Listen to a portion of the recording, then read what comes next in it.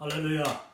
세계를 품고 하나님의 나라가 성수 확장되기를 기도하면서 월드 크리스천으로 살아가시는 우리 동역자 여러분, 오늘 이 시간에는 월드 크리스천 무브먼트 퍼스펙티브 세미나 제2과의 보충 강의로 한 1시간 정도 강의를 하려고 합니다. 지난번 강의에서 우리가 선교는 하나님의 영광이다 하는 그 말씀을 드렸는데, 제가 강의를 지금까지 참 여러 강의를 했습니다만은 할 때마다 항상 아쉬움이 있습니다. 그래서 준비한 것을 다 참 체계적으로 전달하지 못한 그런 아쉬움도 있고 해서 그 가운데 꼭 했으면 하는 그 내용들, 빠진 내용들을 보충해서 오늘 시간에 전달하려고 합니다. 제가 지금까지 세미나를 해보면은 강의할 때마다 사실 이 내용이 워낙 방대하고 많은 자료들이다 보니까 그 정해진 시간에 다 전달하지 못합니다. 그래서 매 시간마다 똑같은 과목이라도 같은 강의여도 그 시간마다 또 세미나 할 때마다 그 전달 내용이나 예화나 이것이 달라지는 것을 보는데, 사실 우리 여러 한국과 미국 그리고 전 세계적으로 이 세미나를 가르치는 수백 명의 강사님들이 계시는데, 이 퍼스펙티브 세미나 강사님들이 아마 똑같이 느낄 것인 같은 내용인 줄로 그렇게 생각합니다. 왜냐하면은 이 내용이 워낙 정말 주옥 같은 내용들이 많기 때문에 그것을 어떻게, 오늘은 과연 어떤 내용을 전달하면 가장 좋을까, 그런 고민을 항상 하게 되는 것입니다. 오늘 제가 전달하고자 하는 것은 이제 지난 시간 선교의 정의, 선교의 목적, 그리고 선교의 원동력까지 했는데, 그 네 번째로 제2과 선교는 하나님의 영광이다 하는 내용의 네 번째, 선교의 두 가지 힘에 대해서 강의하고, 또 다섯 번째로는 선교 명령의 성경적인 기초라고 해서 비블리컬 퍼스펙티브 좀 파운데이션을 좀 더 이야기하려고 합니다. 먼저 제가 지난번 시간에 조금 아쉬웠던 내용 중에 하나가 그 예수님의 이름, 그리고 예수님에 대하여서 설명하는 가운데 제가 시간이 쫓겨서 조금 빠졌는데, 이 부분 꼭 한 번 더 짚고 넘어가야 되겠다 싶습니다. 여기 보면은 예수 그리스도, 우리 주님, 이 땅에 오신 하나님의 아들 독생자 예수 그리스도는 바로 하나님의 그 충만하신 영광을 가지고 오신 분이다. 이 내용을 우리 다 알고 있습니다만 한 번 더 생각해 보기를 원합니다. 요한복음 1장 12절, 우리가 잘 아는 바와 같이 영접하는 자 곧 그 이름을 믿는 자들에게는 하나님의 자녀가 되는 권세를 주셨다고 했습니다. 그리고 이는 혈통으로도 되지 않고 육정으로 되는 것도 아니고 사람의 뜻으로 나는 것도 아니고 오직 하나님께로부터 난 자들만 예수 그리스도를 주라 시인하고 그를 하나님의 아들로 영접하고 그를 믿게 됨으로써 하나님의 자녀가 되는 권세를 누리게 되는 것입니다. 오늘 이 강의를 들으시고 보시는 여러분 모두가 다 이미 예수 그리스도를 나의 주, 나의 하나님으로 영접하고 고백함으로써 하나님의 자녀의 특권을 다 누리고 계신 줄로 믿습니다.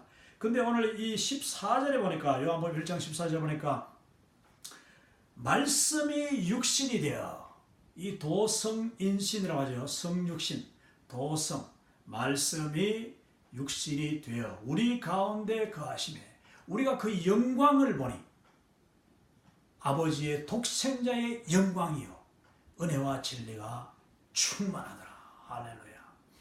우리가 예수님이 이 땅에 오셨는데 그 말씀이 육신을 입으신 예수님의 모습이요 그 하나님의 영광이 충만했다고 해서 하나님의 영광이 충만하다. 우리가 그 영광을 보는데 예수님의 그 하시는 말씀, 예수님의 그 행하시는 모든 사역들, 그의 행적들, 그의 기적들, 그리고 그의 얼굴에서, 특별히 이 요한복음을 쓴 사도 요한은 자기 예수님을 볼 때마다 우리가 그 영광을 보니 아버지의 독생자의 영광이요 은혜와 진리가 충만하더라고 말씀하고 있습니다. 그 예수님이 지금도 우리와 함께 계시는 줄 믿습니다. 예수님이 그 마음속에 함께하는 사람은 이 은혜와 진리가 충만한 것이요 하나님의 충만한 영광을 날마다 누릴 수가 있습니다.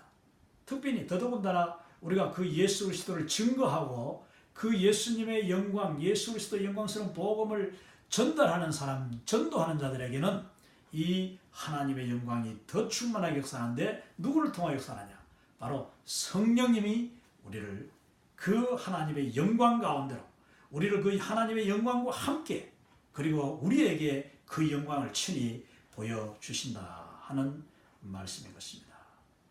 이 예수 그리스도를 믿음으로 그 예수 그리스도 이름 권세를 체험한 분들 그리고 예수 그리스도의 그 영광의 존전에 나아감을 체험한 사람들은요 물불을 가리지 않고 예수 그리스도를 고백하고 주님께 영광 돌리고 그리고 주님께 예배하는 자가 되는 것입니다. 초대교회에 제가 그 성도님들이 정말 생명을 걸고 고백하던 그 내용들을 첫 번째 시간에 이야기했는데 그 중에 제가 한 가지 다 하지 못한 것이 바로 이 주여 하는 주님을 부르는 초대교회의 성도들의 호칭 이 큐리에 하는 내용인데 우리 한국교회가 정말 아름다운 주님의 이름 가지고 주라는 것은 나의 주인, 나의 왕이시다. 나의 최고 되시는 나의 모든 것을 소유하신 분이라고 고백하는 것인데 이 주여라는 이름이 제가 그 선교지에서 만난 우리 일본의 형제자매들 일본에는 뭐 아주 0.0%에 0.1%도 되지 않는 우리 그리스도인들이 있습니다만 그들이 얼마나 신실한지 모릅니다.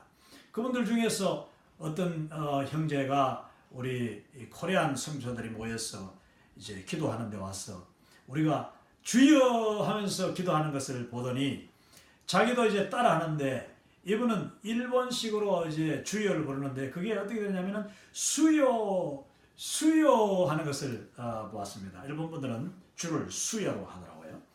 그런데 이 주여라는 이 호칭이 우리가 마음껏 부르지 않습니까? 오늘날 우리가 마음껏 주여 길을 가다가도 주여 감사할 때도 주여 탄식할 때도 주여 아플 때도 주여 정말 이 주여라는 이름을 우리는 마음껏 하루에도 몇 번씩 부를 수 있는데 그런데 초대교회에 그 로마 네로 황제나 로마의 그 제국의 핍박 속에서 예수님을 믿던 우리 초대교회 성도들은 이 주여라는 이름을 함부로 부를 수가 없었습니다.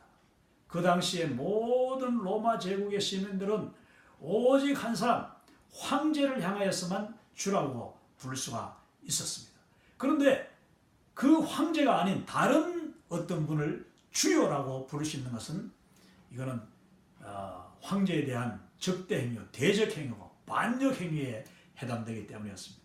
그러나 우리 초대교회 성도님들은 우리 주님을 영접하고 그 예수 그리스도의 새로운 생명을 얻고 나면은 예수님과의 만남은 곧 놀라운 감격과 열정과 헌신을 가져오는데 가장 먼저 자기의 생명을 돌보지 아니하고 그 예수님을 주님이라고 부르게 되는 것입니다.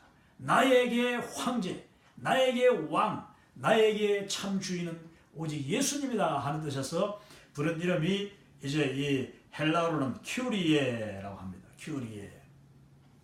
제가 첫 시간에 생케비치의 그 쿠오바디스 소설, 쿠오바디스 도미네라는 이 소설을 소개했는데 거기 보면은 많은 우리 그리스도인들이 주여라고 부릅니다. 특별히 핍박받고 또 사자들의 그 잡아먹히는 직전에서 또 십자가에 못 박혀 죽으면서 그들은 주여 주님을 불렀습니다. 이 헬라어가 바로 큐리오스가 주란 뜻이거든. 큐리오스. 그런데 큐리에 하는 것은 곧 주님, 주님, 주여 이렇게 고백하고 또 주님의 임재를 찾고 간구하는 그 내용이라고 할 수 있습니다. 나의 주, 나의 하나님. 우리가 주님을 부를 때에 주님이 그 영광으로 우리 가운데 임재하시고, 우리가 예배드릴 때에 주님을 찬양함으로써 하나님의 영광이 우리 가운데 임재한다. 왜냐하면 예수님이 바로 말씀이 육신이 되어 우리 가운데 거하신 하나님이요, 그 독생자요, 하나님의 독생자의 영광이 우리 가운데 충만하더라고요. 할렐루야. 자, 그러면 이제 네 번째 그 선교는 하나님의 영광인데, 그 하나님의 영광이 네 번째로 어떻게 나타나느냐? 그것은 복음이 증거되는 그 힘, 그 파워, 거기에 의해서 우리가 하나님의 영광을 발견할 수 있는데요. 이것을 선교의 두 가지 힘이라고 합니다. 선교에는 두 가지 강력한 힘이 작용하는데 그 두 방향의 힘이라고 할 수 있어요. 두 방향. 우리가 선교를 간다 합니다. 우리가 선교하러 간다. 또 복음 전하러 간다 합니다. 예수님도 우리 보고 가라, go into all the world, 모든 세상 속으로 들어가라고 예수님은 명령하셨는데, 여기서 go라는 말이 바로 가는 것이지요. 자, 선교의 두 가지 방향 중에 한 가지는 바로 나아가는 것입니다. 이것을 이제 원심력이라고 합니다. 선교의 원심력, 한국말로는 원심력인데, 이것은 곧 복음이 바깥을 향하여서 자꾸 팽창하여 나가려고 하는 힘이고, 또 그 하나님이 그 복음이 나가도록 또 복음 들고 나가는 자들에게 이 힘을 주시고 능력과 권능을 주시는 것이 바로 이 선교의 첫 번째 힘, 나가는 것입니다. 그 두 번째는 오는 것입니다. come, 오라. 그리고 오도록 하는 것이 하나님의 선교를 통하여서 작용하시는 능력과 권능인데, 여러분, 많은 사람들이 복음을 전하다 보면은 내가 복음 들고 가까이 가기 전에 어떤 사람들이 이미 내 앞에 와 있는 것을 발견할 수가 있게 되는 것입니다. 자, 이 두 가지, 첫 번째, 복음 들고 갈 때 나타나는 하나님의 권능과 능력. 또 우리가 복음 들고 복음이 준비되어 있기만 하면은 준비된 자에게 하나님은 그 복음이 필요한 사람을 믿지 않는 자, 이방인을 바로 앞에까지 데려다 오시는, 강권하여 오시는 그 능력, 이것이 바로 하나님의 선교의 영광이다. 데이빗 보시와 조나탄 루이스, 이 두 분이 바로 여기에 대한 이 아티클을 썼습니다. 이과에만 사실 이 이과 하나님의 영광, 선교 하나님의 영광, 이 본문에만 아티클이 약 15개 아티클이 소논문이죠. 아니면 그 하나가 곧 책 한 권을 요약해 놓은 내용일 수도 있고요. 그 아티클이 포함되어 있는데, 오늘 이 선교의 두 가지 힘에 관하여서 언급하고 있는 그 논문들이 바로 이 데이빗 보시 목사님과 조나탄 루이스 선교사님의 논문입니다. 그분들이 이야기했는 내용에 보면은, 자, 원심력이 뭐냐? 선교의 힘 중에서 원심력, 이것은 곧 expansive, 뻗어나가려고 하는, 복음이 나가려고 하는 힘입니다. 그 마치 우리가 말을 묶어놓으면 말이 자꾸만 이렇게 막 더 나가려고 하죠. 그런 그 복음의 힘, 그것은 곧 하나님이 주시는 힘입니다. 우리가 예수님을 믿고 나면은, 예수님을 영접하고 하나님의 영광을 체험하고 나면은 우리가 그 복음 들고 가고 싶어서 견딜 수가 없게 되는 것이 정상이에요. 왜냐? 거기는 복음의 원심력, 성령께서 우리에게 복음 들고 나가려고 하는 그 강력한 욕구와 또 능력을 주시기 때문입니다. 여기 보니까 Go to the nations, 민족을 향하여 가라. 성경에 얼마나 많은 말씀이 사실 복음 들고 가라고 명령하고 계신지 모릅니다. 주님께서 우리에게 단지 명령만 하시지 않죠. 그 명령을 수행할 수 있는 그 능력과 권위와 또한 힘과 여건도 허락하여 주시는 것, 이것이 바로 선교의 첫 번째 힘, 원심력입니다. 그러므로 우리는 담대하게 하나님 주시는 능력을 믿고 성령님이 바로 나로 하여금 이 복음 들고 나아갈 수 있도록 해주신다 하는 이 믿음을 가지고 땅끝까지 가야겠습니다. 이제 곧 이어지겠습니다만 니느웨로 갔던 이 요나가 니느웨로 가는데 사실 요나는 그것을 거부하죠. 또 불순종하고 정반대 방향으로 그냥 도망가려고 합니다. 그런데 하나님의 그 복음의 원심력은요, 요나를 그냥 강권적으로 이 다시스로 향하여 가던 배를 그냥 억지로 풍랑을 통하여서 돌려가지고 바다 한가운데로, 학자들에 하면 그 배가 저 니느웨에 있는 저 북쪽 이 다시스가 아니라 다소 쪽으로 올라갔다고 합니다. 그래서 이 그냥 그 큰 배가 이 무역선이 풍랑에 의해서 억지로 방향이 바뀌어서 갔는데 결국 거기서 하나님의 이 원심력은 배만 이 풍랑에 처한 것이 아니라 나중에 그냥 그 요나가 물 속에 떨어졌을 때에 그 어마어마한 큰 고기, 아마도 고래와 같은 거대한 고기가 그를 삼켜가지고 그 고래를 통하여서 이 니느웨가 가까운 그 해안으로 요나를 3일 동안이나 끌고 가서 거기다가 토해놓는 이 모든 것이 여러분 자연의 그 힘이 아닙니다. 자연을 다스리는 분이 바로 하나님이시고 바다를 만드신 분, 바다를 통치하시는 분, 바람을 일으키시는 분, 하늘의 바람 창고에서 바람을 일으켜내시는 분, 그리고 그 물속에 있는 물고기까지도 사용하시고 역사하시는 분이 바로 하나님. 그 힘이 바로 복음의 원심력이다 하는 것입니다. 구심력이 뭐냐? 이 구심력은 곧 끌어당기는 힘입니다. 끌어당기는 힘. 이 끌어당기는 힘이라는 말은 곧 attractive force 혹은 dynamic이라고 하는데 이 attractive라는 말이 이 매력적이라는 말도 있지만 그것은 곧 끌어당긴다는 끌어당기는 이 힘이다. 여러분 복음에는 끌어당기는 힘이 있습니다. 우리가 전도를 때로는 내가 준비가 돼 있기만 하면은요, 내가 그 순간 전도하겠다고 찾지도 않는데 누군가 내 앞에 오는 경우가 있습니다.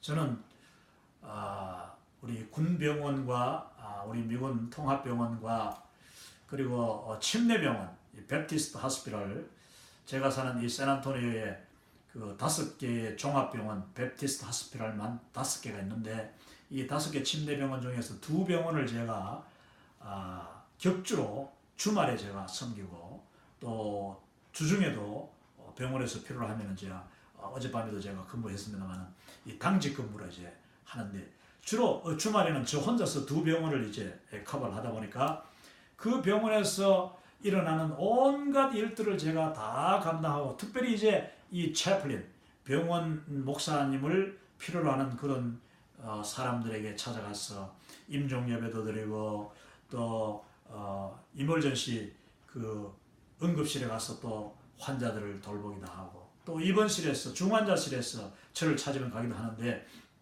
제가 지난주에 그 이제 병원을 쭉 환자가 아주 우선적으로 방문해야 되는 환자의 명단을 들고 방문하는데 어떤 한 아주머니가 81세가 된 이 할머니인데 그분은 우크라이나에서 오신 분이었습니다. 저 유럽 우크라이나에서 오신 분인데 자기 딸이 그분들 다 백인입니다. 아주 예쁜 그런 따님과 우아한 그 부인이었는데 이 따님이 이제 여기 텍사스에 있는 미국 백인하고 결혼해가지고 그 마치 이제 모친이 아파가지고 병원에 왔는데 제가 그 모친과 따님을 그분들은 이제 기본적으로 이 우크라이나 정교회 그러니까 러시아 정교회하고 비슷한 그 정교도인데 그래도 아주 참 겸손하게 말씀을 받아들이고 또 기도를 부탁하고 이렇게 했습니다.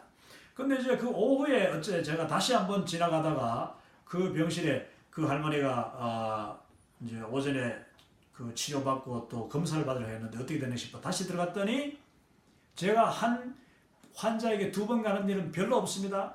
근데 다시 갔더니 그곳에 누가 앉아있느냐면은 이 환자도 다시 검사 받으러 내려가서 없고 그 따님도 없고 그 텅 빈 방에 그 백인 미국인 사위가 앉아 있었습니다.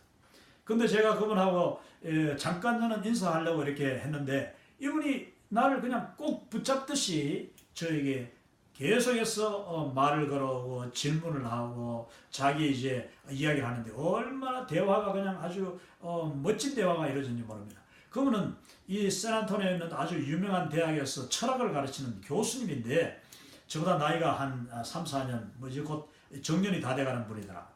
근데 이분이 아주 멋진 분이었습니다. 그리고 젠틀한 분인데 이 교수님이 자기가 대화를 하다가 나는 원래 베프티스트 그러니까 침례교도였는데 어릴 때 교회 다니다가 대학을 가고 또 철학을 공부하고 또 교수를 하고 하면서 점점 하나님과 멀어지고 지금 자기는 예수님을 구주로 믿지는 않는데요. 그렇지만은 예수님이 정말 훌륭한 분이고 세상 사람들이 하듯이 뭐 4대 성인 중에 한 분이고 또 예수님의 그 하신 성경 자기가 어릴 때부터 배웠던 그 성경들을 생각하면 너무너무 좋은 내용이다. 그리고 자기 부인과 자기 장모가 같이 사는데 얼마나 정말 아름다운 믿음을 가지고 있는지 모른다고 그렇게 이야기했습니다. 그래서 제가 그분에게 이야기했습니다. 하나님이 당신을 너무나도 사랑한 것 같습니다. 오늘 오전에 내가 당신의 그 장모님과 또 부인을 만나봤는데 그분들이 얼마나 정말 아름다운 믿음과 아름다운 성품을 가졌는지 모릅니다. 그분들은 아마도 당신을 위해서 기도 계속 했을 것입니다. 그러니까 이분이 그럼요. 제가 한 7, 8년 전에 그 암을 알았는데 이 암 투병 가운데서 자기가 고통당할 때 자기 어머니 자기 장모님과 자기 부인이 얼마나 눈물로 자기를 위해서 기도했는지 모른답니다. 그래서 지금 그 장모님이 나이가 많지만 자기 집에 모시면서 이렇게 병원에 와도 오늘 병원에 왔을 때도 자기가 아침부터 그냥 찾아와서 그 장모님을 위에 앉아 있었던 것입니다. 그런데 내가 그 이야기했습니다. 하나님이 당신을 너무나도 사랑하시기 때문에 오늘 어쩌면은 나는 한국에서 왔는 목사인데 하나님이 나를 이렇게 당신에게 불러 만나게 하신 것은 분명히 하나님께서 당신을 너무나도 사랑하기 때문인 줄로 저는 믿습니다. 그러니까 이분이 그렇지 않아도 자기가 여기 혼자 앉아가지고 여러 가지 생각을 하고 있었대요. 여러 가지 생각. 우리 장모님이 빨리 나아야 될 텐데부터 시작해서 내가 그 암투병하던 그것을 생각하면서 이분은 내가 이제 믿어야 될 때가 온 게 아니냐. 내가 이제 이 장모님을 모시고 직접 교회에 나가야 될 때가 아닌가. 그렇게 이야기하더라고요. 그래서 제가 바로 그겁니다. 하나님께서 당신을 오늘 이 병원으로 인도하신 것은 정말 여러 가지가 의미 있는 것이고 하나님은 빈틈없이 이 준비해 놓으셨다. 내가 오전에 잠깐 당신 가족을 만났지만은 또다시 이렇게 이 방에 들어오는 것은 정말 별로 있을 수 없는 일인데 내가 지금 수백 명의 환자 리스트를 가지고 있는데 그 사람들 중에서 내가 방문할 수 있는 사람은 이 하루 종일 나에게 주어진 시간 다 해봐야 20명 30명을 채 방문하지 못하는데 오늘 당신이 바로 이 자리에서 나를 만난 것은 하나님의 놀라운 계획이고 하나님이 나를 강권적으로 이 방으로 데려오신 것이고 하나님이 당신을 여기에 데려오신 거다. 제가 그렇게 이야기했습니다. 그랬더니 이분이 눈물이 글썽해진 거예요. 갑자기 눈물이 글썽글썽하면서 저에게 패스터, 저 채플린이라고도 하지 않고 패스터, 목사님 저를 위해서 기도해 줄 수 있습니까? 저는 그 자리에서 그 형제의 손을 잡고 그분은 의자에 앉아 계시고 나는 한쪽 무릎을 바닥에 꿇고 그의 손을 잡고 기도했습니다. 그의 영혼을 위해서 기도하고 그의 구원을 위해서 기도하고 하나님의 영광이 이제 그의 인생 속에 들어오고 그의 가정 속에 들어와서 그들의 모든 건강 문제가 해결되고 또 그들이 이전보다도 더 행복하고 하나님의 뜻을 이루어드리는 삶을 살게 해달라고 간절히 기도했습니다. 그분이 아멘 하면서 기도를 받고 제가 애서는데 눈에서 눈물이 글썽글썽. 여러분 대학에서 평생 동안 가르치고 이제 60세가 넘어가지고 정말 뭐 부족할 것이 없는 사람 그런데 그 마음속에 성령님이 강권적으로 그날 아침 영원을 생각하게 하고 하나님을 생각하게 하고, 우리 샌안토니오는 이 복음주의자들, 예수 믿는 사람들이 많다 보니까 그 프리웨이 큰 길가에 그냥 think God 해가지고 하나님을 생각하라 하는 큰 입간판, 이 빌보드들을 그냥 이 여러 군데 붙여놓기도 하는데, 저는 정말 하나님을 생각하라 하는 그 음성이 그에게 그날 아침 들렸다고 합니다. 제가 잘나서가 아니라 하나님의 그 끌어당기시는 힘, 그리고 하나님의 그 보내시는 힘, 이 원심력, 팽창하는 원심력과 끌어당기는 구심력이 바로 그 자리에서 만날 때에 거기서 복음의 역사가 일어나더라 하는 것입니다. 이런 일들을 우리가 많이 경험하지요. 여러분, 우리는 기도할 때에 정말 내가 복음 들고 갈 수 있는 능력, 열심, 그 디자이어, 갈망도, 열정도 주시기를 간구되지만은 동시에 주님, 내가 오늘 제가 병원 갈 때 이 수백 명 중에 하나님 정말 나를 꼭 필요로 하는 사람, 복음을 꼭 필요로 하는 사람, 아니면 믿는 사람이라도 목사의 방문을 통하여서 그가 고통 중에 위로받고 정말 하나님을 발견하고 그 고통의 의미를 발견하는 그 놀라운 그 순간, 그 모먼트로 저를 인도해 달라고 기도합니다.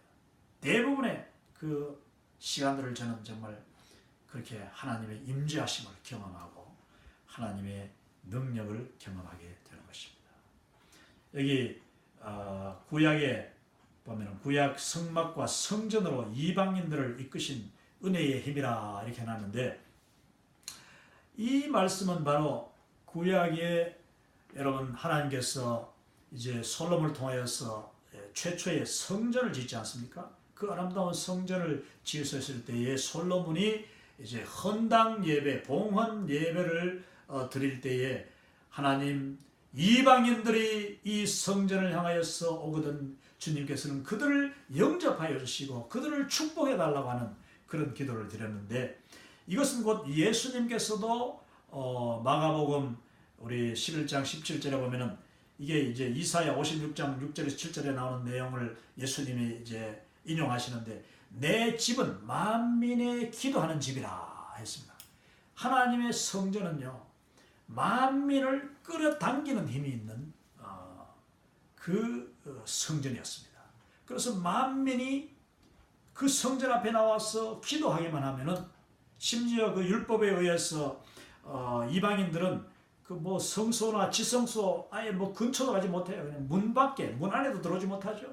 그래서 바로 문 밖에 그 여인의 뜰이 있고 바로 처마 밑에는 여인의 뜰이 있고, 그래서 여인들은 처마 밑에서 이제 기웃기웃하면서 안이라도 들여볼 수 있는데, 이 이방인들은요, 그 여인들의 뜰 바로 그 더 외곽에 이방인의 뜰이 있었던 것입니다.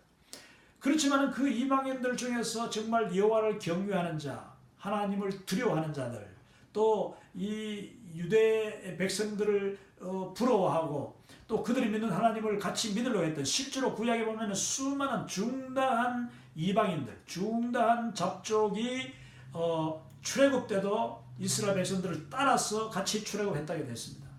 그거 보면은 이방인들이 중에서 많은 사람들이 하나님께로 나왔는데, 그들은 이제 이 성전으로 나와서 하나님 앞에 예배하고, 예배를 자기들이 멀찍이서밖에 뭐 뜰에서 그냥 이렇게 제사 드리는 모습 보고, 또 유대인들이 지성소로, 참 성소로 들어가는 모습, 대제사장이 지성소로 들어갔다가 나올 때 그 유대인들이 웅성거리고 또 막 거기서 영광의 그 찬양을 드리고 또 번제에 그 연기가 올라가고 하는 그 장엄한 그 제사, 그 성전의 여러 의식들 속에서 그들이 구경하는 것 같았지만은, 그들은 그 성전에서 임하는 하나님의 놀라운 영광을 그들이 먼 발치에서나마 마치 그 주인의 상에서 떨어지는 부스러기라도 주워 먹는 이방인의, 그것이 바로 그들에게는 기쁨이요 행복이었다 하는 것입니다.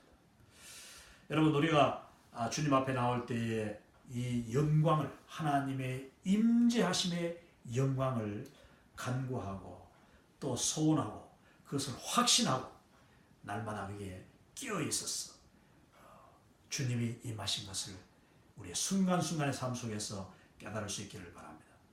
이제 이 두 가지 선교의 힘을 맨 밑줄에 보면은 5가 앞으로 이제 나올 5가 복음을 자유롭게 한다 하는 그 뜻인데, 그 5가에서 이 선교의 두 가지 힘은 네 가지 선교의 메커니즘이라고 해서 이제 자발적으로 복음 들고 가는 것, 자발적으로 원심력이죠. 복음 들고 가는 것. 이건 내 힘으로 가는 게 아니에요. 성령님이 보내시니까 가는 것이죠. 선교사님들 내 힘으로 가는 것 아닙니다. 강력한 강권적인 성령님의 그 원심력, 보내시는 힘에 의해서 가게 되는 것이죠. 그 자발적으로 가는 사람이 있어요.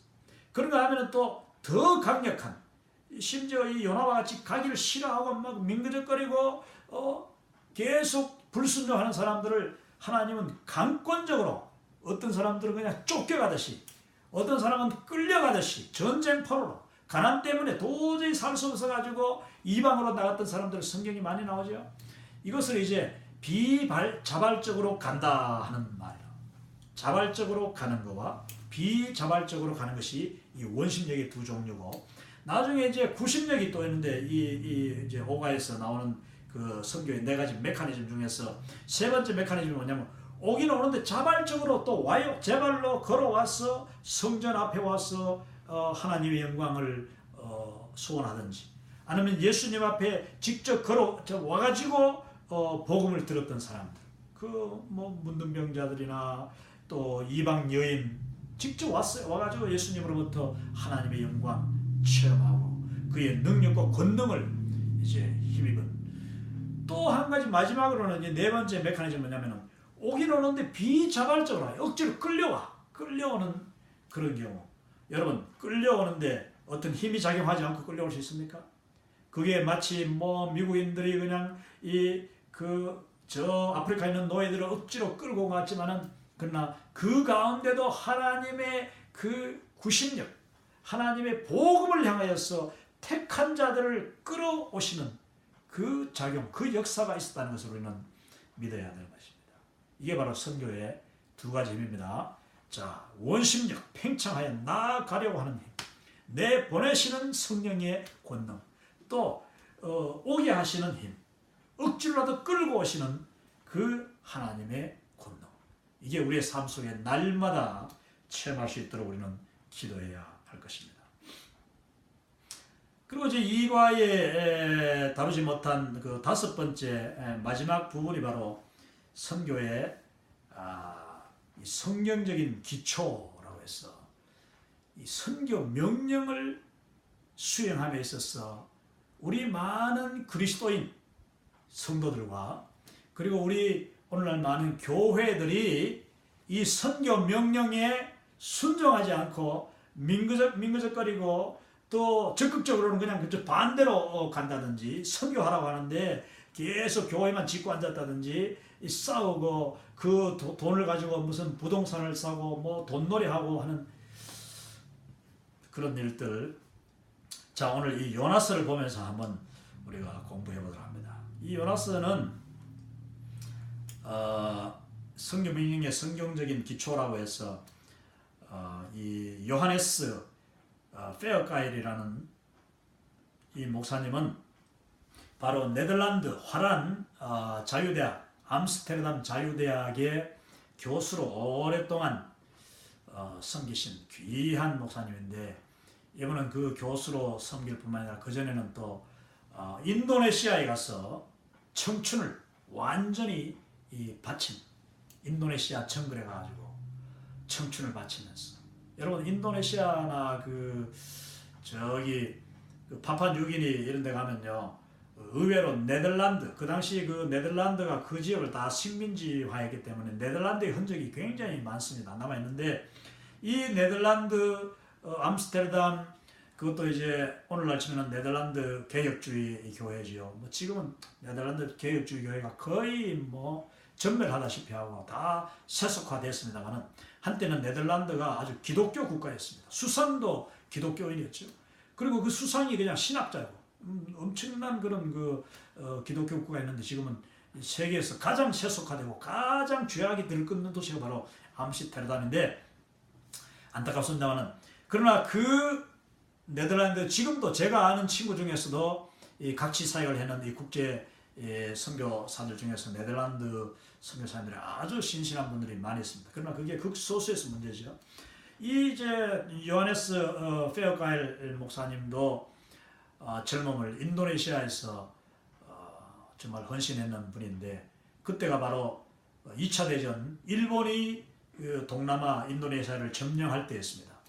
그런데 그분은 인도네시아에서 원주민들과 너무나도 정말 헌신하여서 섬기고 교회를 이렇게 개척했는데 그러다 보니까 일본 사람들이 와가지고 선교사들을 다 쫓아보내고 추방했지만은 이분은 억지로 나는 갈 수 없습니다. 나는 여기 있는 이 성도들과 함께 고난을 겪겠다고.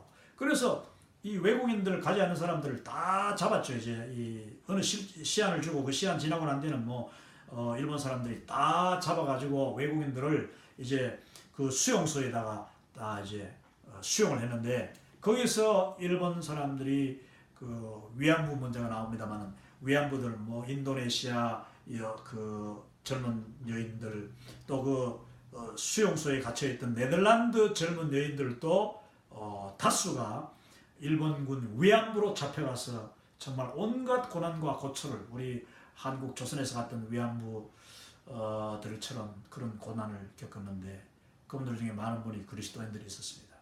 이 페어가일 목사님도 나도 이 성도들과 함께 고난받겠다고 일본인 그 포로 수용소에서 그냥 몇 년 동안 잡혀 있으면서 끝까지 고통을 함께 겪었던 분입니다.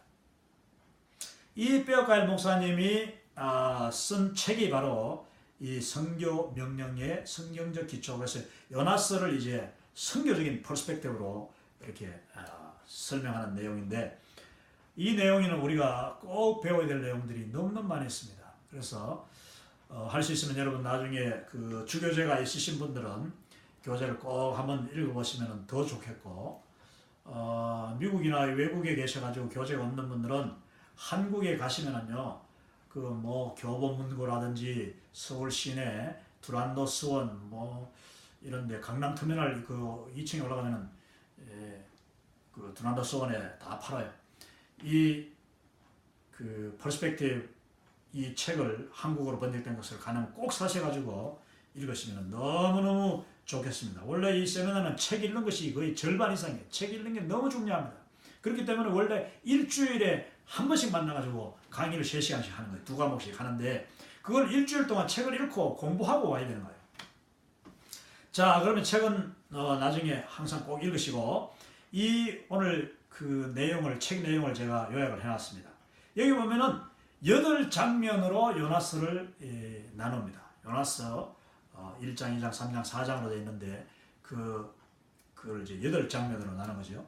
자, 첫 번째 장면을 보면은 첫 번째 장면만 제가 이제 큰 한 편으로 준비해 놨는데 자, 바로 이어집니다. 여기 보면은 이제 니느웨가 하나님의 보내심을 받았던 그 요나의 선교지, 요나가 가야만 했던 곳이 어디냐 하면은 바로 이 중간에 위에 있는 니느웨라는 이 성입니다.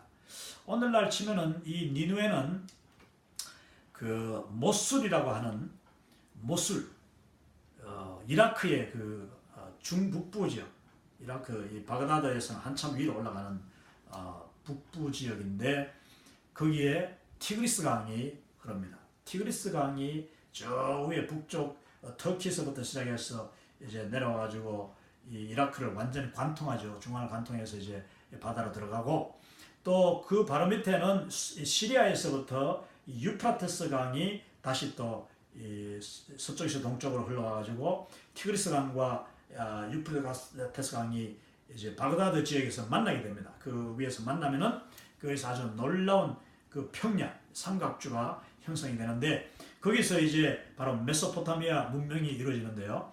근데 이 니느웨는 어디냐 하면은 그 거대한 메소포타미아 지역의 상단부 모서리쯤이 되겠습니다. 그래서 이 티그리스 강이 그 도시를 관통하는데 이 도시가 뭐 천혜의 요새요 천혜의 아주 그냥 농토와 물과 온갖 아름다운 풍경이 다 갖춰져 있는 그런 최적의 문명의 발산지라고 했습니다. 그 도시가 바로 이 니느웨였는데, 니느웨가 바로 그 당시에서는 이방인들 가운데 뭐 예루살렘이 뭐 최고 컸던 것은 아니니까 그 당시 전 세계에서 가장 큰 도시였다고 보면 됩니다. 메소포타미아 문명의 그냥 그 핵심 도시.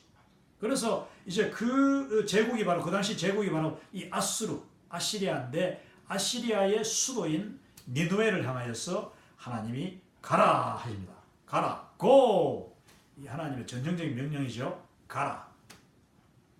그런데 요나가 어땠습니까? 하나님의 그 선교의 원심력에 거역하고 불순종합니다. 특별히 요나는 선지자이기 때문에 하나님의 말씀을 그 입술에 담아주면은 어디든지 가서 누구에게든지 무슨 일에 관해서든지 선포해야 되는 거예요. 여기서 보니까 이 1장과 4장 앞부분에 하나님은 그에게 너는 이 니느웨로 가라. 그리고 가서 선포하라고 합니다. 선포하라. 뭘 선포하라 하냐?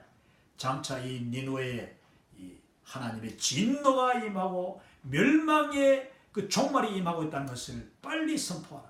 너무나도 긴급하게 하나님이 명령하십니다. 첫 번째 장면이에요. 그런데 이 니느웨에 가라고 하는 하나님의 명령 앞에 요나는 반대합니다. 자, 그 반대하는 이유가 뭐냐면은, 아니 하나님, 세상에서 가장 크고 가장 잘 살고 사람들이 다 그냥 화롭게, 왜냐? 주변의 온 세계 나라들을 다 점령해가지고 노예로 삼고 부와 재산과 귀금속들을 다 빼앗아가지고 거기다가 축적하고 그냥 음식은 그냥 온 세계에서 데려온 그 노예들을 가지고 농사를 짓게 해서 음식을 마음껏 배불리 먹고 밤낮없이 즐기는 이 호화방탕하고 악하고 포악하고 잔인한 나라 니느웨를 왜 내가 가야 됩니까? 그 니느웨는 하나님이 그냥 멸망시켜 버리셔야 되는데 왜 저를 거기에 보내가지고 그 사람들을 왜 구원하라고 하십니까? 하면서 요나가 하나님의 명령에 거역하게 됩니다. 실제로 이 니느웨가 얼마나 악한 도시였느냐 하면은 수많은 그 주변 나라들로부터 노예들, 전쟁 포로들을 끌고 와서 그들을 죽이고 또 그들을 그냥 노예로 학대하고 그 여인들을 빼앗아오고 처녀들을 데려다가 그렇게 학대하고 남의 부인들을 데려다가 그렇게 학대하고 또 생명으로 여기 귀한 것으로 여기지 않은. 그래서 보니까 1장 2절에 보면 하나님 말씀하시기를 그 악독이 니느웨의 악독이 내 앞에, 이 말은 원어로 내 얼굴에까지 그냥 상달했다. 이건 뭐냐면은 얼마나 그들이 악한지 이 그들의 악함이 바로 내 눈앞에 다 보이고 이제는 가득 찼다 이 정도 말씀인 것입니다. 그러니까 하나님이 내가 저들을 멸망시키기를 원하는데 그 전에 요나야 너가 가서 그들에게 한번 회개를 선포하여라 이렇게 말씀하고 있는 것입니다.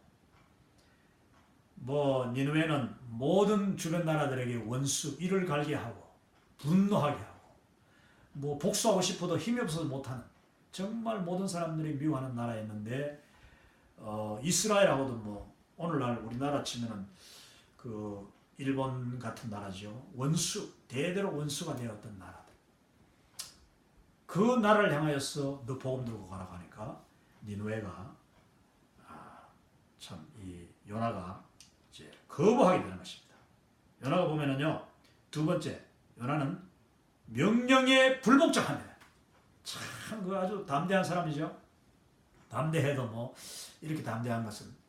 근데 요나는 나름대로 이유가 있습니다. 왜냐하면은 아니 하나님, 우리 이스라엘, 하나님을 믿는 우리 이스라엘과 히브리 민족에 대해서 적대할 뿐만 아니라 온 세계에 적대하고 모든 사람이 다 아는 저 악한 니느웨를 향해서 내가 왜 가야 됩니까? 저놈들은 그냥 그대로 하늘에서 불이 내려가지고 한순간에 다 멸망돼야 됩니다. 근데 내가 왜 가야 됩니까? 하면서 그냥 정반대로 가는데, 어디로 가느냐 하면은 그 다시스로 가는데, 다시스는 뭐 니누웨하고 정반대 방향이에요. 다시스는 서쪽으로, 오늘날 치면 이제 스페인 지역이고 지중해를 건너서 가게 되는 것이고, 또 이 니누웨는 거기서 위로 올라가야 되니까요. 위로 배 타고 한참 가서 다시 또 그 해안에 내려가지고 다시 또 그 내륙으로 뭐 몇 날 며칠 가야 되는 그 길인데 정반대로 가게 되는 것입니다. 자, 오늘날 이 베어가일, 요하네스 베어가일 목사님은 이 요나서 강의를 통해서 우리에게 이것이 묻습니다. 과연 너는 요나와 같지 않느냐? 우리 개인을 향하여서 하나님이 우리 각자에게 복음을 증거하라고 말씀하십니다.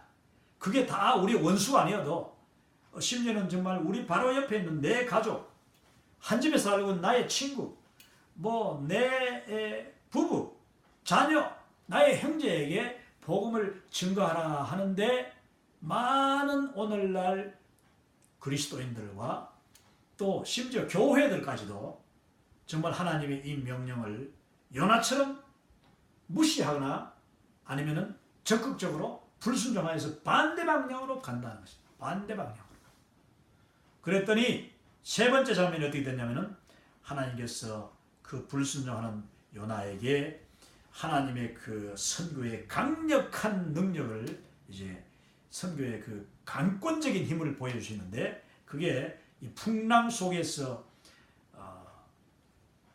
이 요나가 탔는 배가 그냥 휩싸여 가지고 완전히 이 침몰 직전에까지 가게 되는 것입니다. 여러분, 하나님께서 이 풍랑을 만드셨습니다. 왜냐하면 하나님은 천지 만물을 지으신 창조주시고, 그 천지 만물과 저 해와 달과 이 바다와 땅과 바람과 비와 구름을 다 하나님이 창조하시고 조종하시는, God is in control이라고 하죠. 하나님께서 통제하시는데, 이 풍랑이 그냥 왔겠습니까? 요나라는 한 사람이 하나님의 말씀에 순종하여서 정말 시간이 급한 이 니느웨를 향하여서 가지 않고 정반대로 갈 때에 하나님은 그에게, 그리고 그가 탄 이 배 전체가 풍랑을 만나도록 하신 것입니다. 근데 그 풍랑 속에서 그 사람들의 지금 반응이 너무 재밌습니다. 요나는요, 그냥 이 밑에 들어가서 배 밑창에 가서 자고 있어요.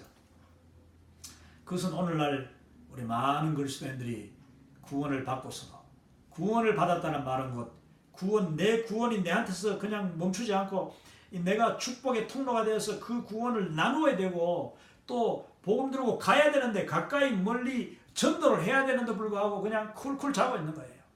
세상에서 뭐 풍랑이 일든지 바람이 불든지 무슨 지진이 나든지 전쟁이 나든지 나 몰라라.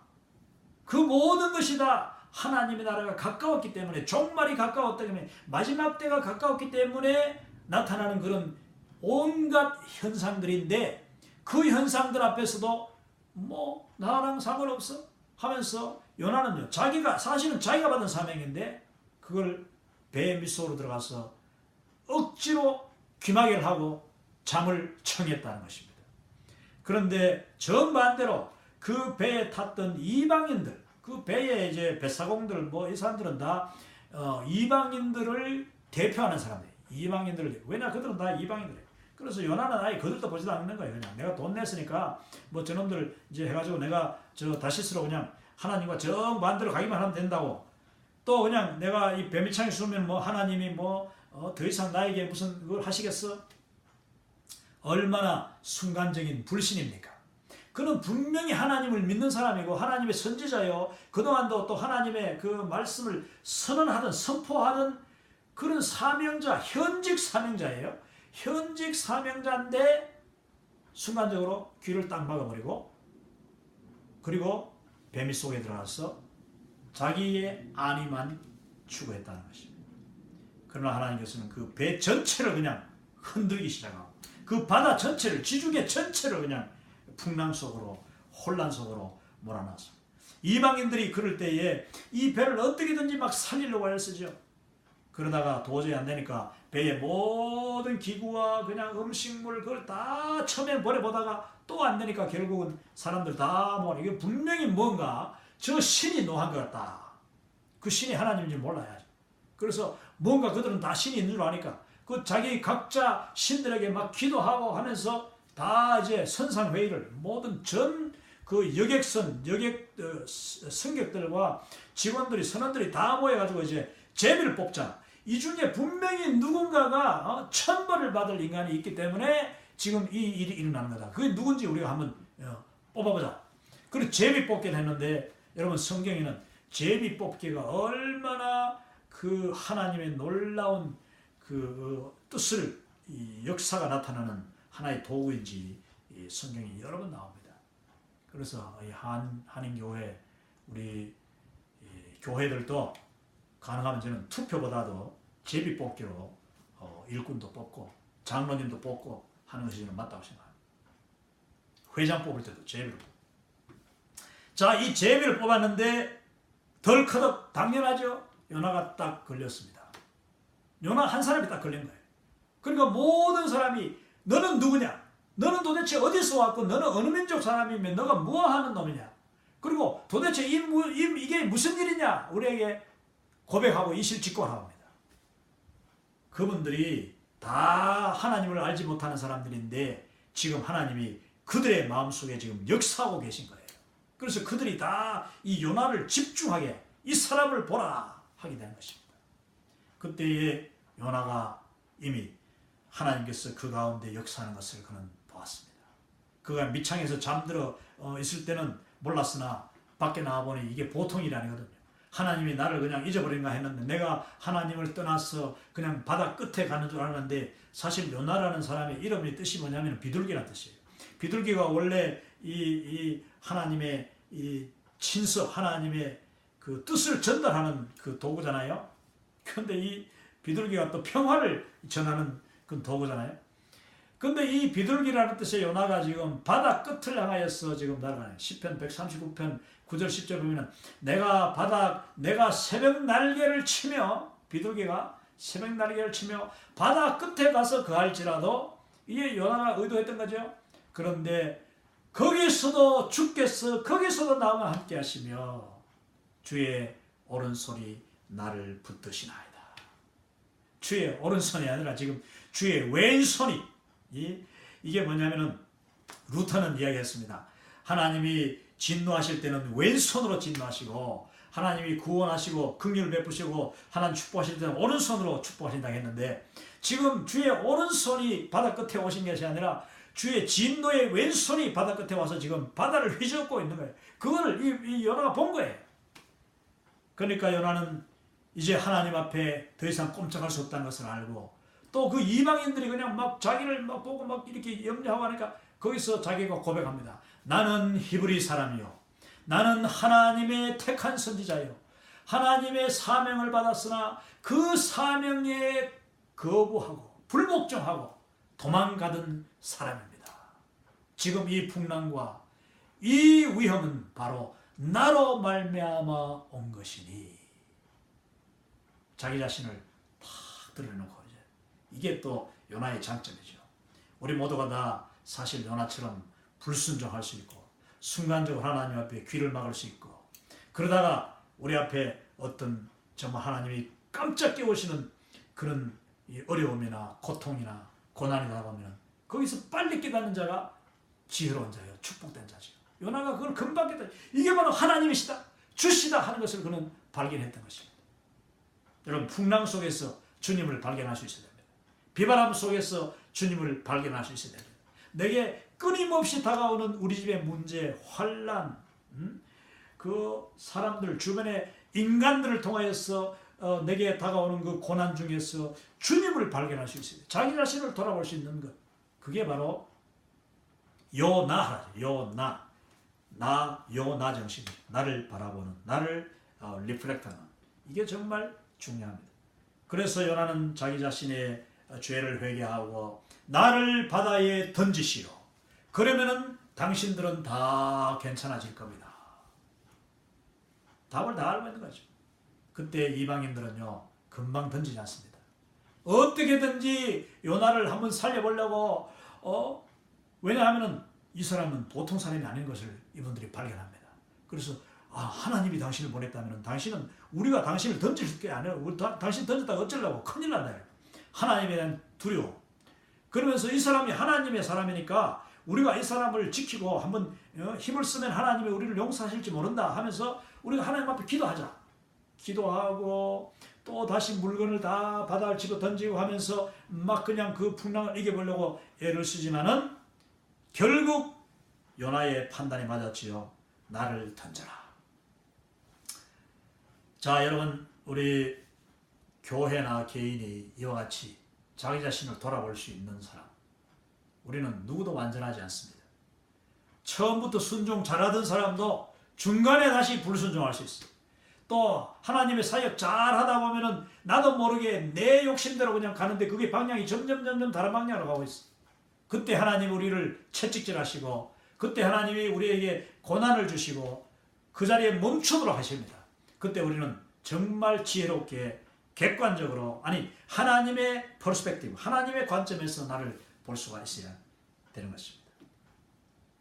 자, 여기서 이제 네 번째 장면이 펼쳐지는데 이 사람들이 선원들이 어쩔 수 없어가지고 그냥 그 하나님 앞에 기도하면서 우리가 이 사람을 던집니다. 이 사람을 살려주십시오 하면서 그냥 던졌는데 하나님께서는 어떻게 했습니까? 자, 바로 물고기. 여기서 물고기라고 했습니다만 대부분의 학자들은 그 사람을 입으로 그냥 삼킬 수 있는 그 바다의 짐승은 이 고래라고 생각하죠. 고래죠. 큰 고래 중에서도 그 사람을 삼킬 수 있는 입이 있고 없는 입이 있어요. 자, 큰 고래를 하나님이 그것도 가장 선택한 고래죠.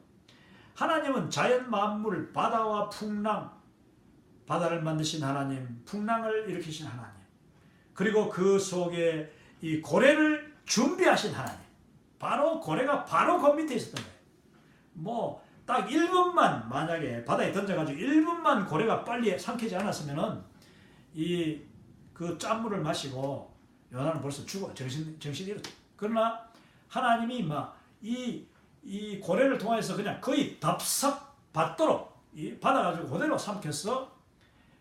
고래 뱃속에 들어가 보니까 이건 육질 한 가지예요. 뱃속에 들어갔는데 그러나 깜깜한 동굴이죠. 깜깜한 수렁, 깜깜한 그 침륜 속으로 들어가게 되는 것입니다.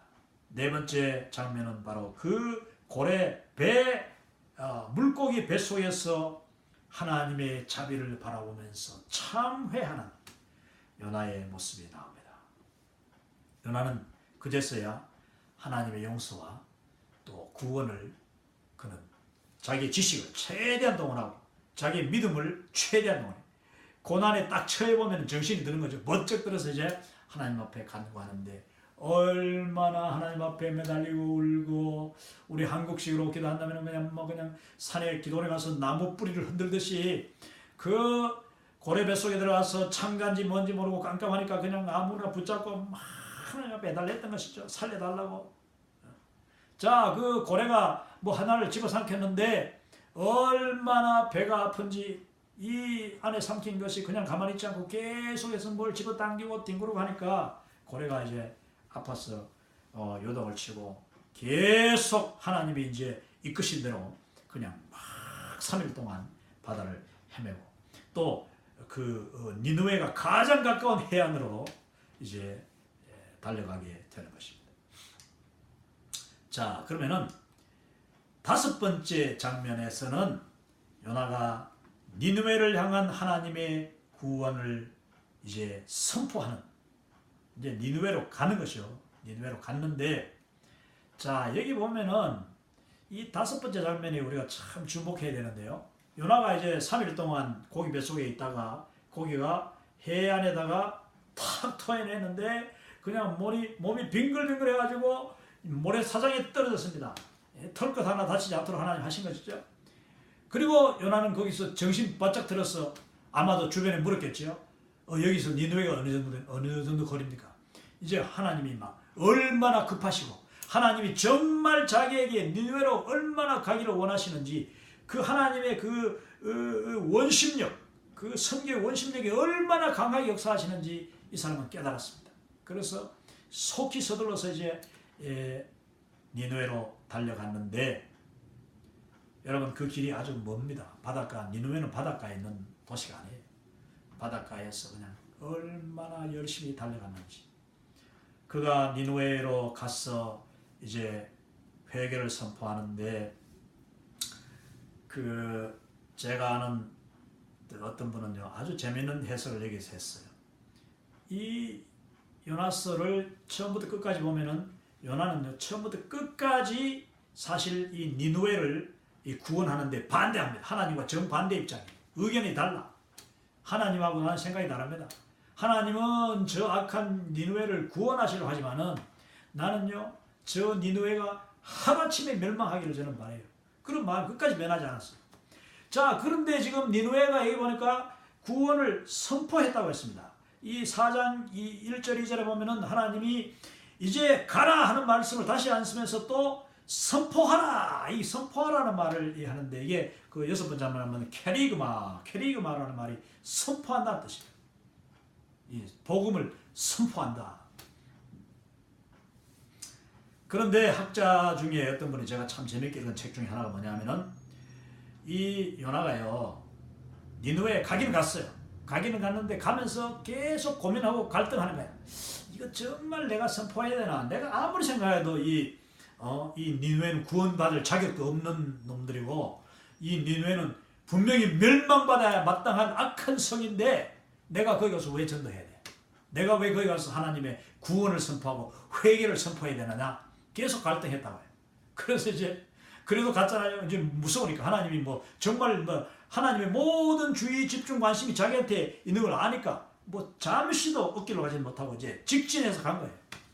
가서 니느웨에 딱 들어갔는데 막상 들어가도 니느웨 여러분 그 영화 보신 분이 있는지 모르겠습니다만 니느웨가 뭐 만화 영화도 나오고 영화 여러 나오는데 정말 그 성문부터 어마어마한 문이에요.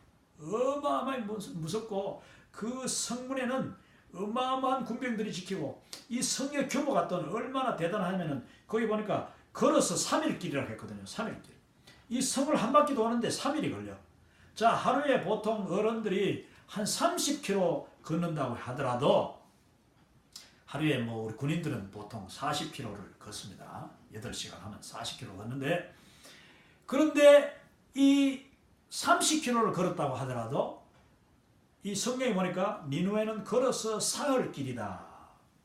그러면은 90km입니다. 둘레가 90km예요. 60마일이나 되는 어마어마한 성이었다고 합니다. 그러니까 거기에 인구가 얼마냐 하면은 맨 뒤에 보니까 맨 마지막에 12만 명이라는데 그 당시 12만 명이라는 것은 남자 중에서도 성인만 12만 명이에요. 그럼 보통 이제 정상적인 전체 인구를 계산할 때는 거기다가 3, 4배를 더합니다. 자, 그러면은 거의 이 12만 명으로 하지만 거의 50만 명에 가까운 이 사람들이 사는 도시. 어마어마한 도시예요. 그 도시에 니느웨 도시에 요나가 도착을 했는데 도착해서 거기 사는 사람들 모습이나 또 그들이 막 그냥 노예들을 부리고 전쟁 포로들을 다루는 장면, 뭐 악한 그냥 술 마시고 그냥 죄 짓고 온갖 그 방탕한 모습을 이제 요나가 보게 되죠. 그럴 때 요나가 어떤 생각하냐면 나 도저히 여기 복음 안 전할래. 복음 전할 수 없어. 나는 이런 사람들은 구원받을 자격이 없어. 우리가 종종 그런 생각할 때가 많죠. 저 일본 사람들은 뭐 그냥 일본 열도가 바닷속에 깔아앉아 버리면 좋겠다. 이런 생각하는 사람 많잖아요. 또 북한에 뭐 머시기도 다 그냥 멸종했으면 좋겠다. 우리가 인간적인 그 기준으로 볼 때는 충분히 그럴 수 있는 것이죠. 그래서 요나도 어떻게 하냐면은 그 요나가 바로 우리의 모습인데 복음을 전하라 하신 하나님의 명령을 순종하기는 해야 되겠고 그걸 선포하기는 하라고 했는데 이 사람이 선택한 것이 이렇다고 합니다. 큰 소리로 그냥 길거리 다니면서 예수 믿으시오, 회개하고 하나님께 돌아오십시오. 이 성이 곧 멸망합니다. 이 성이 곧 멸망합니다. 이렇게 막 큰 소리 치면은 혹시나 이 요나는 그 하나님의 능력을 알아요. 하나님의 능력. 내가 선포하면은 이 사람들이 내 말이 아무것도 아니라 하나님의 능력이 임해가지고 이 사람들이 하루치게 돌아올 수도 있어. 그러니까 이 사람들이 어떻게든지 그냥 멸망밖에 놔두려면은 이 사람들의 귀에 들리지 않아야 돼. 그래서 어떤 학자가 이야기를 요나가 그 니느웨에 들어가긴 들어갔는데 그냥 담벼락에 슬슬 붙어가지고 막 그냥 땅을 보며 사람들한테 향하지도 않고 땅을 보면서 니느웨여 회개하라. 너 회개 안 하면 멸망받는다. 사람들 들리지 않게 자기가 소리를 크게 하는 것 같은데 소리를 내지 않는 거 있지 않습니까? 그 방법으로 그냥 하나님 내가 선포하는데 나는 저놈들 듣지 못하게 할래요. 이러면서 정말 억지로 그 영어로는 reluctant라고 하죠. reluctant하게 정말 겨우 억지로 그러면서 못 이긴 체 하면서 몇 마디를 하고 그냥 걸어 다녔잖아요. 내가 했으니까 됐지 뭐 다 외칠 필요 없어.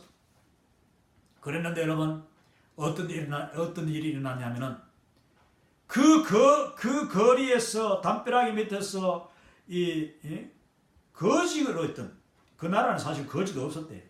근데 뭐 정신병자나 술주정꾼이 그냥 길거리에서 이렇게 처박혀 있다가 뭐 그런 사람 보고 요나가 뭐 관심 섞여서 저 사람은 듣지도 않는 생각하니까 그런 거지를 보고 회개하라.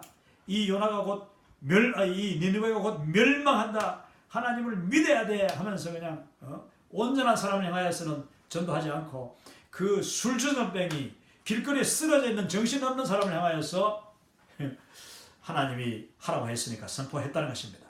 그런데 여러분 할렐루야, 하나님의 영광은 우리가 복음을 선포할 때에 바로 그 복음의 말씀의 생명력이 그 갑자기 좌우에 날선 검보다도 예리하게 그냥 나와서 그 말씀이 찌르고 쪼개고 그냥 그 뼈와 관절 골수를 그냥 찔러가지고 그 말씀이 순식간에 듣는 자의 온 마음과 몸에 그냥 스며드는 거예요.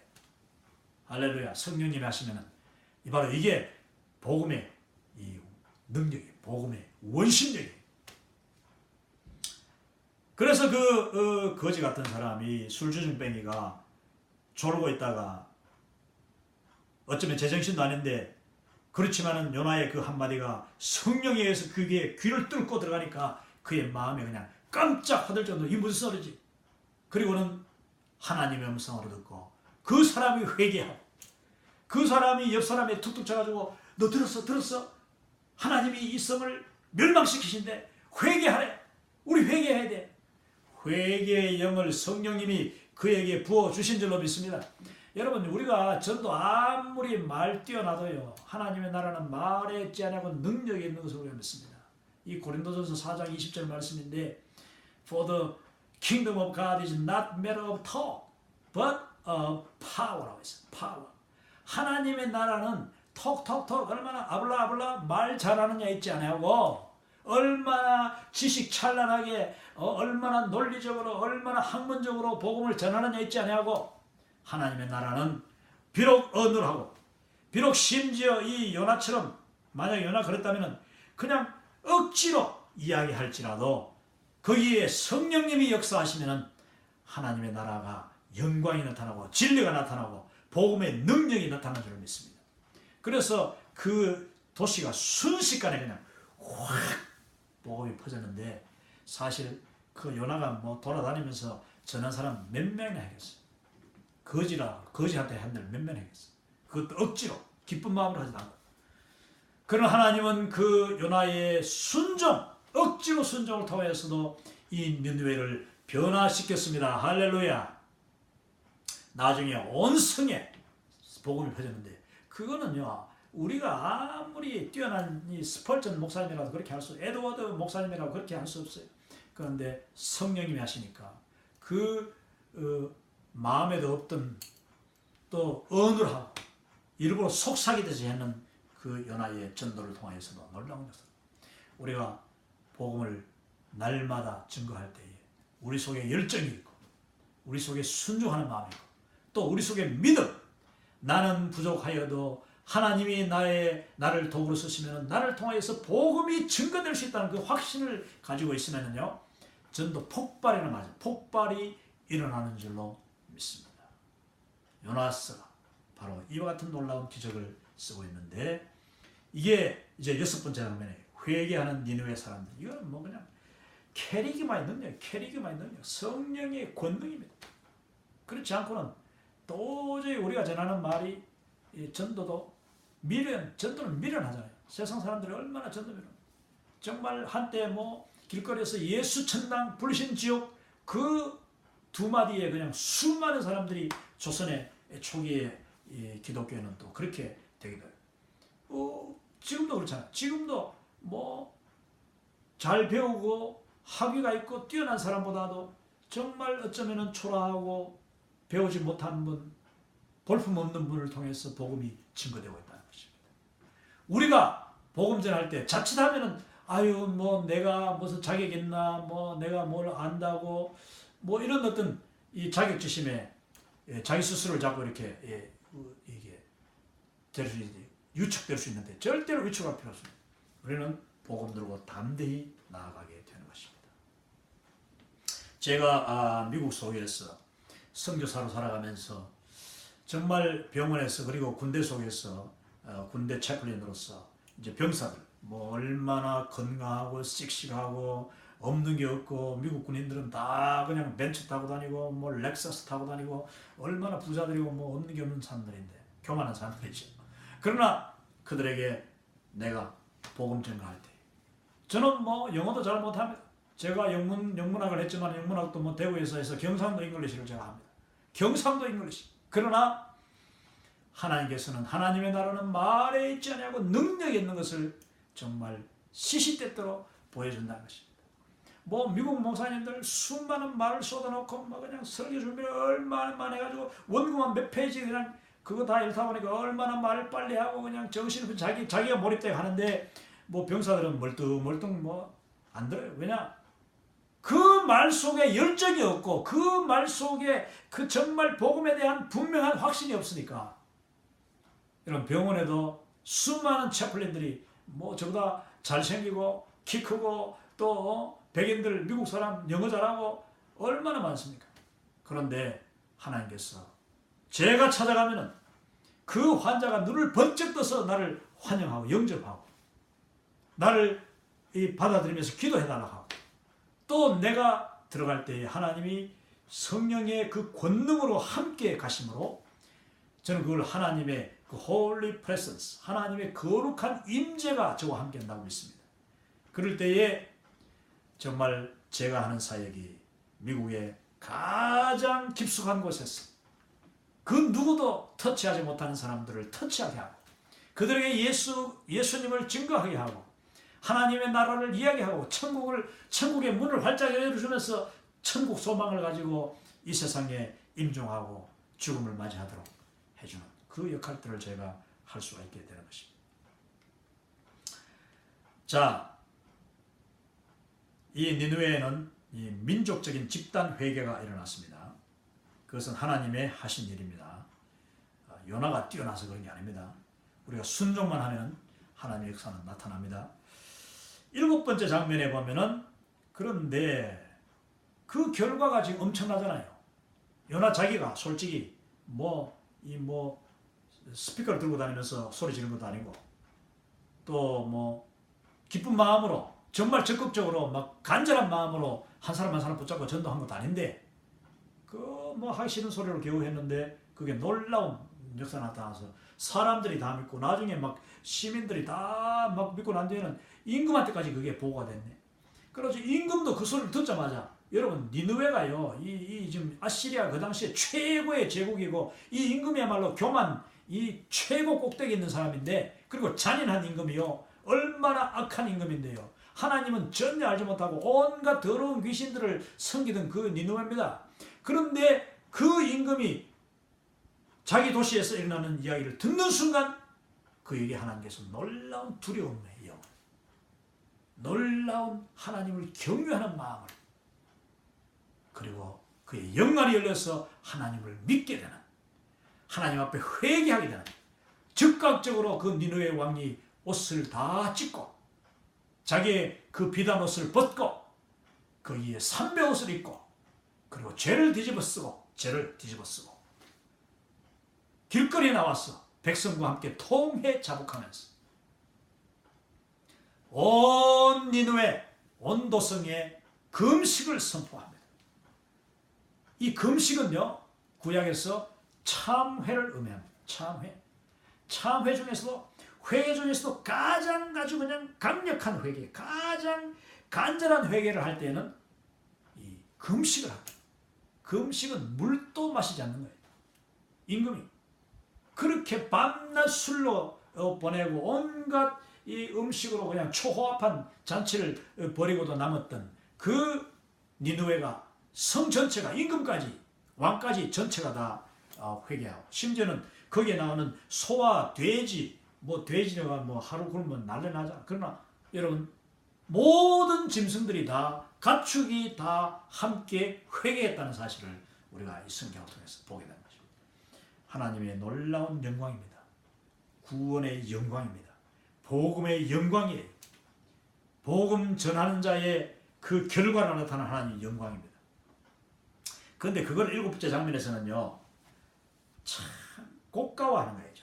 그걸 갖다가 아주 아니꼽게 여기는 사람이 너무나 역설적이게도 그 복음을 바로 그곳에 전했던 유일한 하나님의 선지자 요나가 지금 자기가 전해가지고 자기의 그 전도의 결과로, 선교의 결과로 지금 이 성에 난리가 났는데, 그걸 갖다가 꼽게 여기고 아니꼽게 여기는 사람이 바로 자기 이 요나라니까요. 정말 독특한 인물이죠.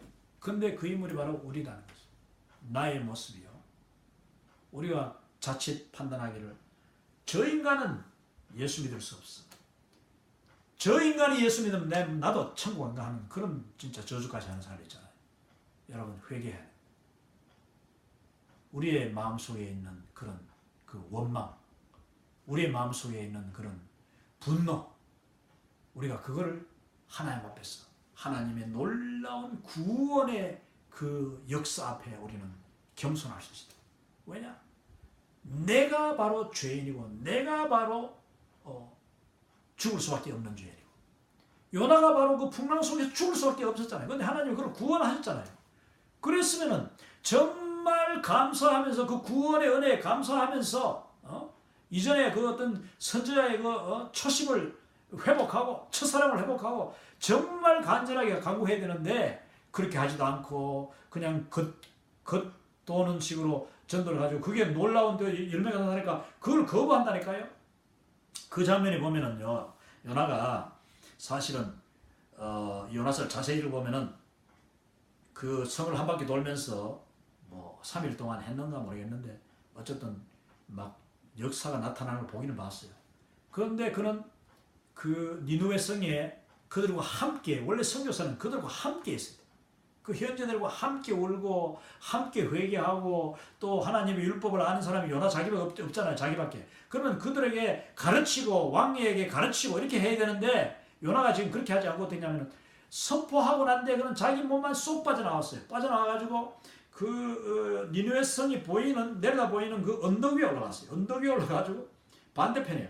그래서 멀찍이 니느웨 성에서 막 일어나는 놀라운 소동, 이 복음의 놀라운 폭발적인 그 결과를 지금 지켜보면서 요나가 사실은 뭘 바랬느냐 하면은, 아직까지도 그걸 보니까 끝까지 보면은 요나가 다른 그 성경학자들에 하면은 자기가 그 성에 같이 있지 않은 이유가 뭐냐면은, 자기가 전도하면서도 이 성이 무너졌으면, 이 성이 멸망당했으면, 이 성에 그냥 불이 그냥 우박이 쏟아졌으면 하는 마음이 있었기 때문에, 거기 자기가 있으면 같이 죽을 줄 알고 자기는 니느웨 성에서 몸이 쏙 빠져나와가지고 자기 혼자 언덕 위에 올라가서 어떻게 되는가 지켜보고 있었다는 것입니다.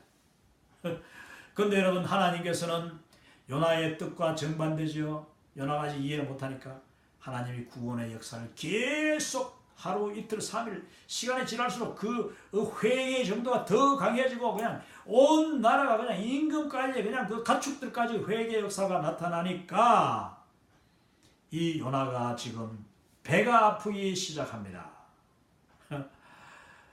이거 여러분 용납할 수 없었어요. 요나는. 그래가지고 이 요나서 4장에 보면은요, 요나가 있나 봐요. 4장 1절에 보면은 요나가 매우 싫어하고 썩내며 성을 냈어요. 여호와께 기도하여 이르되, 기도도 이런 기도가 됐습니다. 하나님 앞에 따지는 거예요.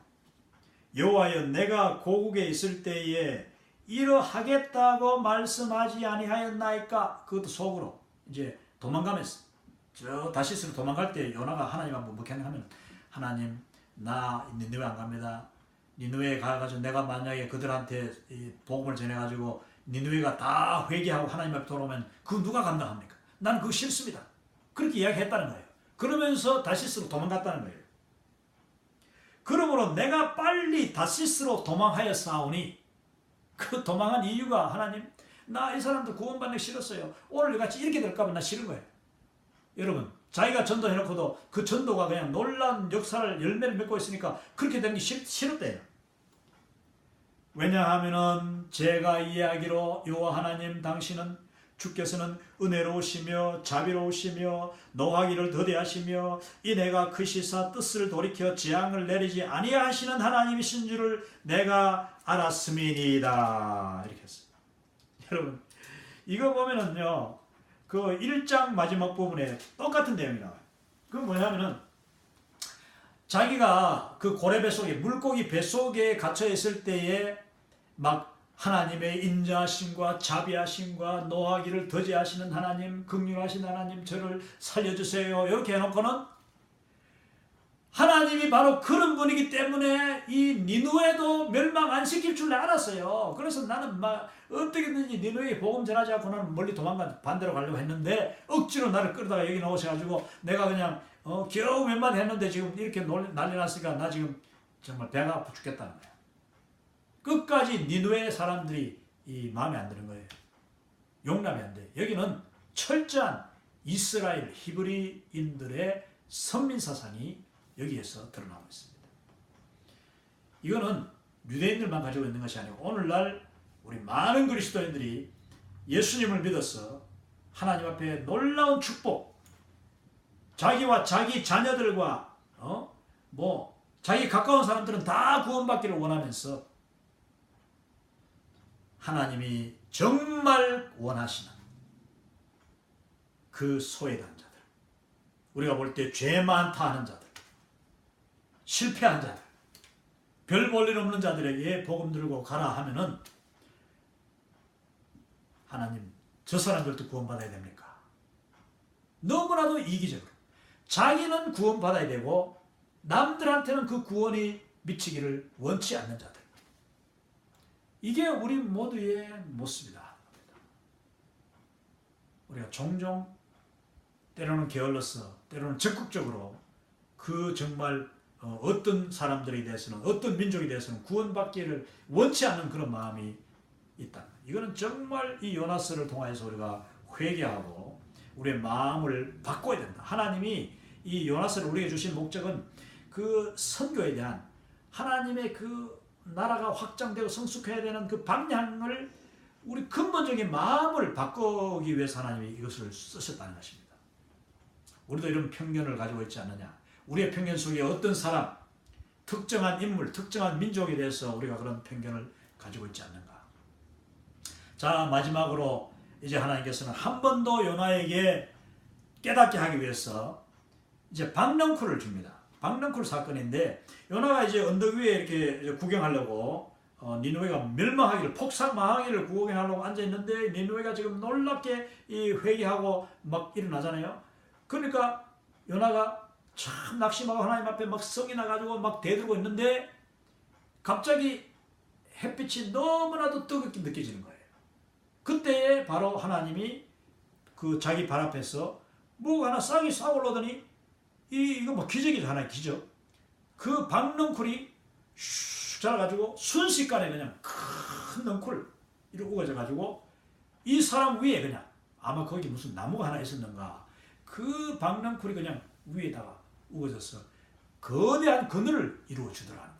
그러니까 요나는 너무 즐거워서 아이고 하나님 너무 감사합니다. 하나님께서 이렇게 또 나에게 긍휼을 베푸시고 나를 축복하셨어. 내가 선지자니까 하나님이 내가 선교사니까 이렇게 축복하셨어. 이것도 주시고 저것도 주시고 이렇게 편안한 것을 주십니까? 했는데 순식간에 하나님이 그 박넝쿨 뿌리에다가 벌레를 보내셔서 그 하나님이 다 하시는 거예요. 벌레도 하나님이 보내신 거예요. 그래서 우리의 재산, 우리의 화려한 것, 우리의 좋은 모든 여건들이 순식간에 다 휩쓸어 갈 수가 있는 것입니다.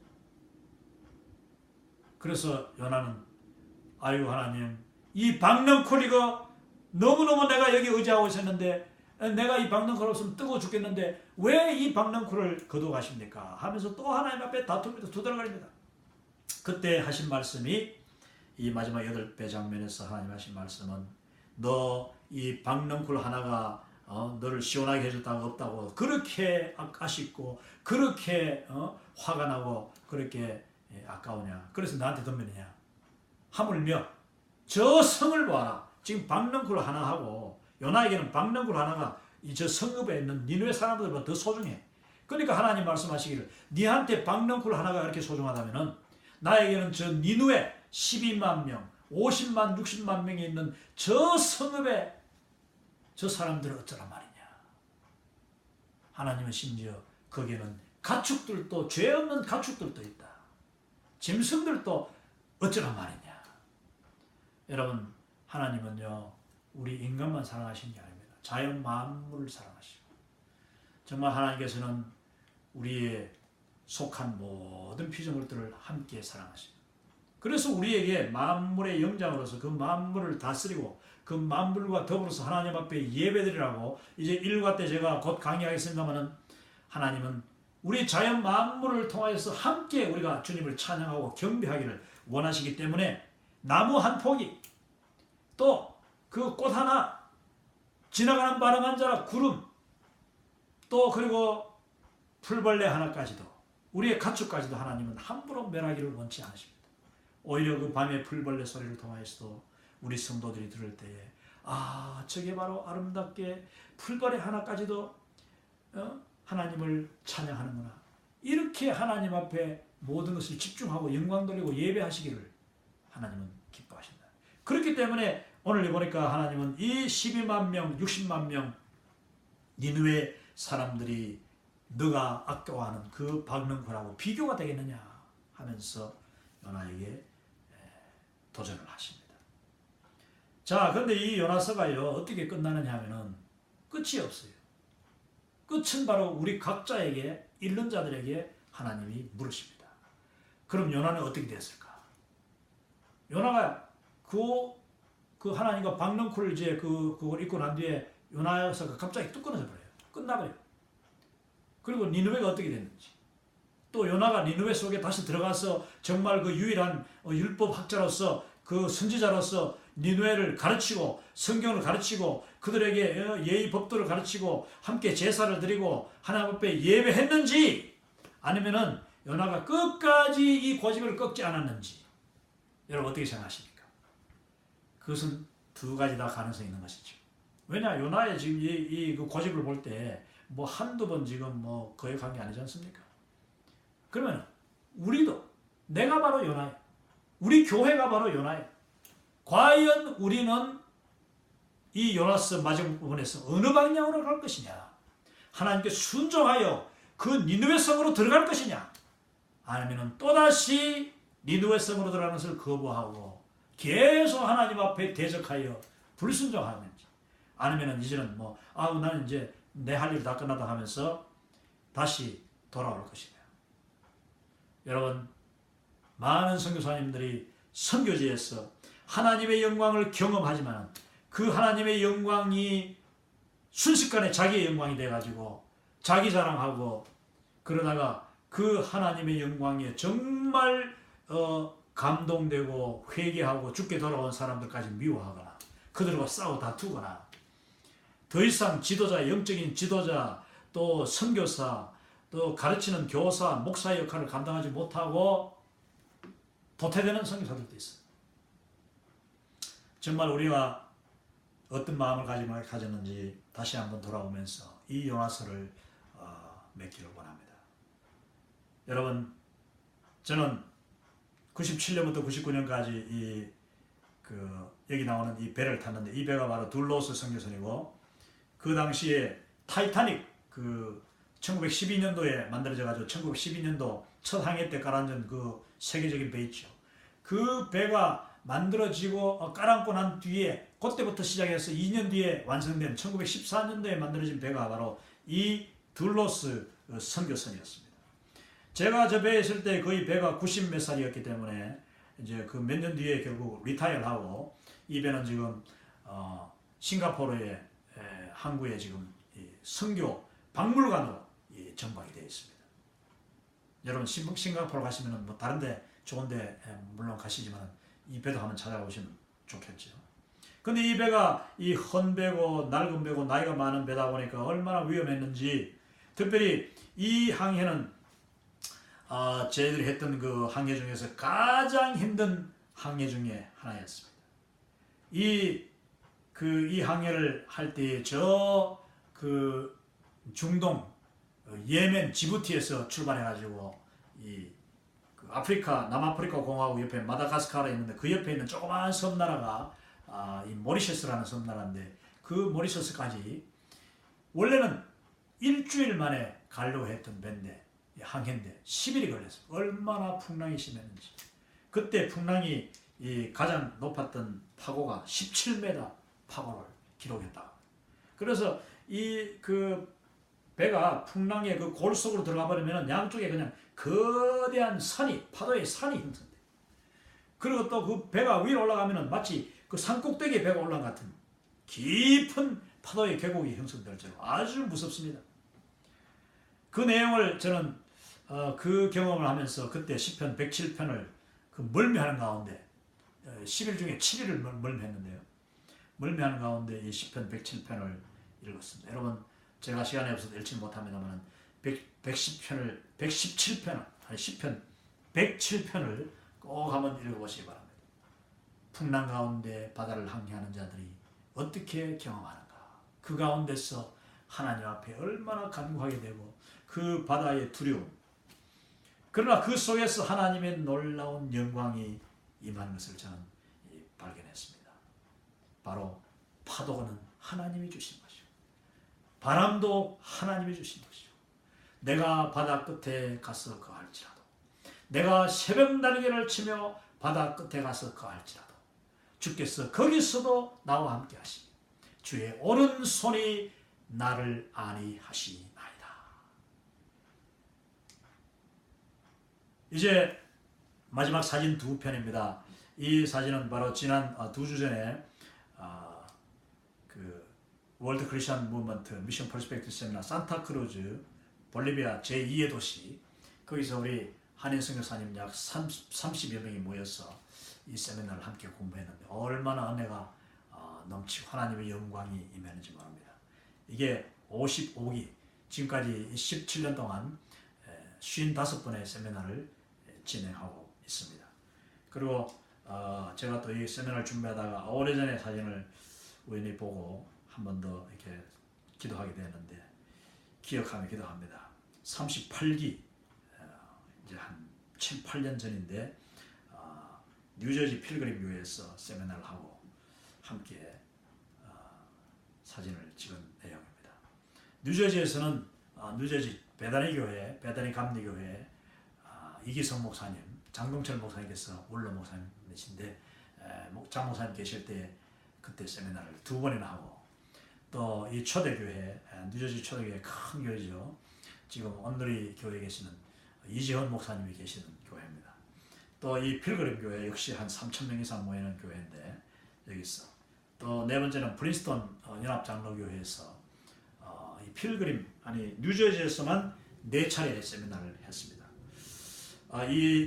이과를 준비하면서 특별히 이 교회들을 위해서 기도하고, 또 그 중에서 이 베다니 감리교회는 지금도 거의 13년째 훌륭한 종을 위해서 계속 재정 후원을 해주고 계시는 정말 아름다운 교회, 또 성령이 충만한 교회, 그 교회에서 오는 재정 그 자체보다도 저는 그 교회를 방문할 때마다 그 교회에 충만한 성령의 임재하심, 그리고 그 기도의 파워, 또 그 예배의 영광, 저는 그 놀라운 능력을 제가 힘입고 있으면서 너무나도 감사하고 영광스럽게 생각합니다.